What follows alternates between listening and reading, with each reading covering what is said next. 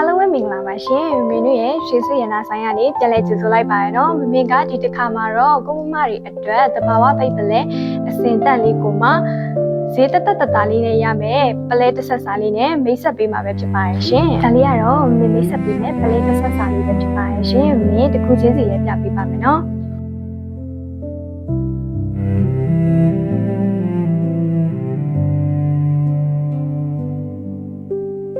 ဒါလေးကတော့ငကက်လေးပဲဖြစ်ပါရဲ့ရှင်သူကတဘာဝပိတ်ပလဲရွှေဝါရောင်အစင်တန်လေးကိုမှာပေါ့နော်ပလဲရည်ဆိုင်ကြီးရွှေတူလေးနဲ့ခတ်ပေးရတဲ့ငကက်လေးပဲဖြစ်ပါရဲ့ရှင်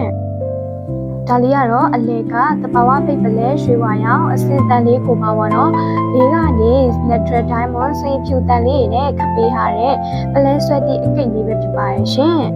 အလေကပလဲလေးလို့ဆိုလို့ရှိရင်လည်းဒီလိုမျိုးပေါ့နော်အလုပ်လေးမို့လို့ကိုမမတို့ကမြင်လိုက်တဲ့အခါမှာလည်းဒီဇိုင်းဆက်ဆက်လေးနဲ့အရင်ကမှလှပနေတော့မှာပါနော်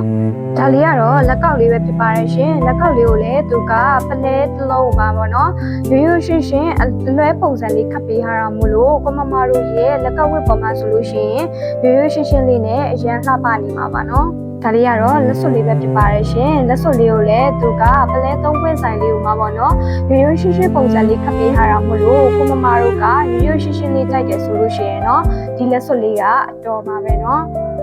ကဲချစ်ကကလေးတို့ကရိုးရိုးရှင်းရှင်းပလဲလေးတွေကိုမှစိုက်ညက်သက်တယ်ဆိုလို့ရှိရင်เนาะမိတ်ဆက်ထားတဲ့ပလဲအစလေးကအစ်စ်တောင်ဆုံးပါပဲเนาะဟောဒါနဲ့ဘိုးရစီအထူး short လေးလည်းရှိရဲ့ပြုံးမှာ 20% discount လည်းရှိသေးရမို့လို့ကိုမမတို့ကမိပြပေးထားတဲ့ပလဲတစ်ဆက်စားလေးကိုစိုက်ညက်သက်တယ်ဆိုလို့ရှိရင်เนาะမမတို့ရဲ့ချက်ပေါက်ကိုဒါ promotion လေးရှိတော့ခန်းလာပြင်လိုက်တော့เนาะ